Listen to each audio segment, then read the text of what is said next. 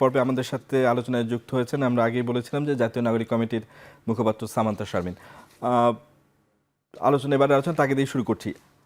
আজকে জানেন যে একটি নতুন রাজনৈতিক দল নিবন্ধন পেয়েছেন, বাংলাদেশ ডেভেলপমেন্ট পার্টি, ফুলকপি তার প্রতীক। আপনারাও একটি রাজনৈতিক দল হিসেবে আত্মপ্রকাশ করার ঘোষণা দিয়েছেন ফেব্রুয়ারিতেই। আপনাদের এই আত্মপ্রকাশ কতটা প্রকাশের দিনটি কতটা এগিয়ে আসলো, সেই কবে আমরা দেখতে পাবো আপনাদের রাজনৈতিক দল, এবং আপনারা জোট নিয়ে আপনাদের কোনো ভাবনা আছে কিনা? কারণ ইতিমধ্যেই বড় দুই দল এই মুহূর্তে বিএনপি এবং জামাত ইসলাম স্ব জোট গঠনের জন্য এক ধরনের চেষ্টায় আছে। আপনাদের এ বিষয়ে চিন্তা কি? ধন্যবাদ আপনার প্রশ্নের জন্য, এবং এখন টিভি সকল দর্শককে আমার শুভেচ্ছা ও সালাম জানাচ্ছি। আমরা এই অভ্যুত্থানের পরে যেই তারুণ্যের জোয়ার দেখেছি, সেটার একটা বহিঃপ্রকাশ হিসেবে আমরা মনে করি যে আমরা দেখেছি যে আমরা যখন মাঠে ময়দানে কাজ করেছি তখন আমাদের কাছে বাংলাদেশের মানুষ জানিয়েছে যে গণ অভ্যুত্থানের একটি দল তাদের প্রয়োজন। কারণ তারা মনে করছেন যে বিদ্যমান যত রাজনৈতিক শক্তি আছে তাদের কাছে তারা তাদের কথাগুলো বলতে পারছেন না, তারা তাদের আকাঙ্ক্ষাগুলো প্রকাশ করতে পারছেন না, এবং একই সাথে তাদের দিয়ে বাংলাদেশের ভবিষ্যৎ পরিবর্তন হবে এবং যেই ভবিষ্যতের দিকে বাংলাদেশ আসলে উজ্জ্বল ভবিষ্যতের দিকে এগিয়ে যাবে এরকম কোনো ক্রাইটেরিয়া তারা দেখতে পাচ্ছেন না। এবং সেই কারণে আমাদের কাছে তারা আবেদন জানিয়েছেন, আমাদের কাছে বারবার বলেছেন যে কেন আমরা দেরি করছি এবং দ্রুততম সময়ে আমাদের দল গঠন করা উচিত। এরকম কথা আমরা মাঠ থেকে পেয়েছি, এবং আমরা যাদের সাথে কাজ করি আমাদের নেতাকর্মীরা সকলেই এই বিষয়ে তারা এটাই মনে করেন যে দ্রুত রাজনৈতিক দল আসা উচিত। এবং সেই জায়গা থেকে আমরা রাজনৈতিক দল গঠনের যে উদ্যোগটা সেটা নিয়েছি, এবং সেই উদ্যোগের আমরা সাংগঠনিক পর্যায়ে আছি এই মুহূর্তে। এবং সেই সাথে অবভিয়াসলি পার্টি গঠনের সাথে সাথে কিছু লিটারেচার প্রয়োজন হয়, কিছু জায়গা বলে দেওয়া প্রয়োজন হয়, যেমন পার্টির একটা ঘোষণাপত্র অবশ্যই প্রয়োজন, এবং সেই সাথে দফা দাবি কর্মসূচি কী ধরনের হতে পারে, বাংলাদেশকে আমরা কেমন দেখতে চাই এবং কি অফার করছে এই নতুন রাজনৈতিক দল, আসলে কি অফার করবে বাংলাদেশে, কেন এই নতুন রাজনৈতিক দল এখন প্রয়োজন হচ্ছে, এই সব কিছুই আসলে তৈরি করা হচ্ছে। এবং আমাদের কিছু টিম, কিছু মানুষ এইগুলো নিয়ে কাজ করছেন, এবং আমরা আবার সবাইকে আহ্বান জানাচ্ছি, শুধুমাত্র জাতীয় নাগরিক কমিটি এবং শুধুমাত্র বৈষম্য বিরোধী ছাত্র আন্দোলন নয়, যারা এই বিষয়ে আগ্রহী এবং একটি নতুন রাজনৈতিক দল কেমন দেখতে চান এই বিষয়ে তারা আগ্রহ প্রকাশ করেন, তাদেরকেও আমরা বলছি যে আপনারাও এই বিষয় নিয়ে কাজ করতে পারেন। আপনাদের কাছ থেকে আপনাদের তথ্যগুলো এবং আপনাদের চিন্তাগুলো কালেক্ট করতে চাই, এবং সেটার ভিত্তিতে আমরা নতুন রাজনৈতিক দল গঠন করতে চাই।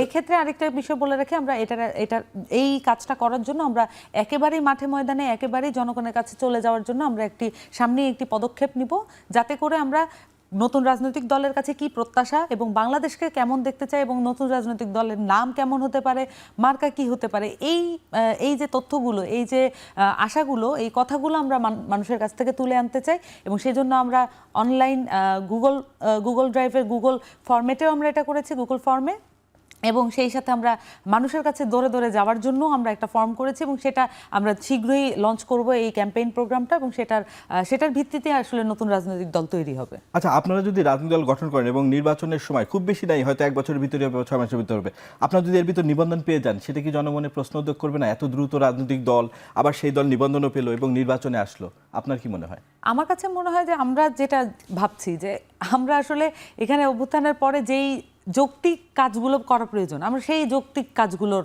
পথে আছি। এখন একটি রাজনৈতিক দল প্রয়োজন, আমরা মাঠ থেকে শুনেছি এবং আমরা সেটা গঠনের উদ্যোগ নিয়েছি।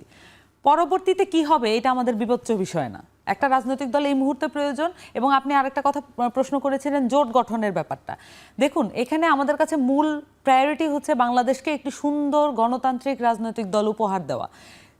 যেই রাজনৈতিক কাঠামোর মধ্যে আমরা আসলে বসবাস করি বাংলাদেশের জনগণ, এখানে একটি অশান্তিপূর্ণ পাওয়ার ট্রান্সফার আছে, আমরা বারবার করে বলছি। এই অশান্তিপূর্ণ পাওয়ার ট্রান্সফারের এই যে কালচার, এই সংস্কৃতিটা পরিবর্তন করে দেওয়ার জন্য দলের ভিতরকার গণতান্ত্রিক প্রক্রিয়া এবং দলের যে ইন্টারপার্টি ডেমোক্রেসি এবং সেই সাথে দলের যে কাঠামো, সেই সাথে জনগণের সাথে তাদের যে যোগাযোগ, এগুলোকে নতুন করে ভাবার সুযোগ এসেছে অভ্যুত্থানের মাধ্যমে। সেই সাথে এই কারণেই আসলে আমরা নতুন রাজনৈতিক দলটা নতুন করে সাজাতে চাচ্ছি। কিন্তু ওই যে জোট গঠনের যে বিষয়গুলো, এগুলো হচ্ছে একটা নির্বাচন কেন্দ্রিক ভাবনা। তো নির্বাচনের চেয়ে আমাদের বেশি প্রায়োরিটি হচ্ছে একটি সুন্দর রাজনৈতিক দল উপহার দেওয়া বাংলাদেশের মানুষকে। সেই সাথে নির্বাচনের সময় কি হবে না হবে এটা জনগণ ডিসাইড করবে, সেটা নিয়ে কোনো আপত্তি নেই। ধন্যবাদ দুদু ভাই। কোন একটি অনির্বাচিত বা নির্বাচিত সরকার অধীনের সময় যদি কোনো রাজনৈতিক দল আত্মপ্রকাশ করে, আমরা নানান ধরনের গন্ধ, স্মেল বা সন্দেহের উদ্রেক হয় এটি কিংস পার্টি কিনা। আপনাদের দলের তরফ থেকেও এরকম অভিযোগ আছে যে কিংস পার্টি গঠনের চেষ্টা হচ্ছে, এবং সম্প্রতি প্রধান উপদেষ্টা ছাত্রদের দল গঠনের কথা বলেছেন, স্বাগত জানিয়েছেন। আপনি বিষয়টাকে কিভাবে দেখেন? রাষ্ট্রের প্রধান নির্বাহী ছাত্রদের দল গঠন করার কথা বলছে, এটা কি কোনো ধরনের আনইউজুয়াল কিনা? এই সরকারটা সকল রাজনৈতিক দলের শ্রেণী পেশার সমর্থিত একটি সরকার। সবাই মনে করে যে তার কোনো রাজনৈতিক অভিলাষ নেই, সে কোনো দলীয় রাজনীতির অংশ না। সবার তাদের সঙ্গে সমর্থন নিয়ে তারা দাঁড়িয়ে আছে। তো ইতিমধ্যেই আমাদের সরকার প্রধান উপদেষ্টা যে বক্তব্য দিয়েছেন, সেখানে মনে হয়েছে তার একটি সুনির্দিষ্ট লক্ষ্য আছে, সেটি একটি রাজনীতি দলের প্রতি। তার নিজের একটা ঘোষণা আছে, এই সরকারটি আছে ছাত্রদের সরকার। তো ছাত্ররা যখন যারা গণঅভ্যুত্থানে নেতৃত্ব দিয়েছে, তিনি মনে করেন যে তাদের কিছু আকাঙ্ক্ষা আছে, সেটা পূরণ করার জন্য একটি রাজনৈতিক দল তারা গঠন করতেই পারে, এবং সেই আকাঙ্ক্ষাটা অন্যরা সম্পূর্ণ করতে পারেন বলে তিনি মনে করেন না।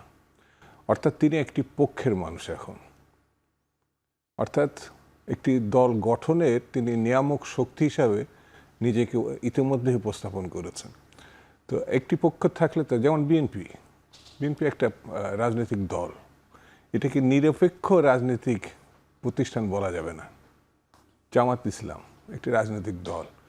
তো যেমন আমাদের এর আগে দলীয় বিবেচনায় ভালো নির্বাচন হয়নি বলেই কেয়ারটেকার মুভমেন্ট হয়েছিল, এবং সেই কেয়ারটেকারে রাজনীতির বিবেচনার বাইরের লোকরা এসে নির্বাচন পরিচালনা করেছেন।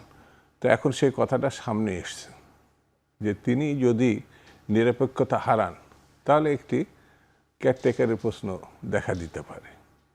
তো এটি তাকে সিদ্ধান্ত নিতে হবে, না হলে পরে আগামী দিনে যেসব অংশগ্রহণকারী শক্তি আগামী দিনে নির্বাচনের দিকে এগোবে, তো তাদের বক্তব্যটা স্বাভাবিক কারণেই সরকারের সঙ্গে একসঙ্গে নাও যেতে পারে, এখন উদ্ভূত পরিস্থিতিগত কারণে। অর্থাৎ সরকার, সকল রাজনৈতিক দল একটা সরকার তৈরি করতে চাচ্ছে একটি রাজনৈতিক দল। মানে নির্বাচনের আগে বিতর্কিত হয়ে যাচ্ছে অন্তর্বর্তীকালীন সরকার। ইতিমধ্যেই অনেক তাই কথা, বলছেন? ইতিমধ্যে তো অনেক কথা মানে শুরু হয়েছে, বলা বলি হয়েছে। এটা শেষ পর্যন্ত কোথায় গিয়ে, যেমন আমি ব্যক্তিগতভাবে মনে করি যে এই সরকারকে দিয়ে যদি একটি গণতান্ত্রিক রাজনীতির উত্তরণ, সেটা একটা ভালো নির্বাচন এখনো পর্যন্ত সম্ভব।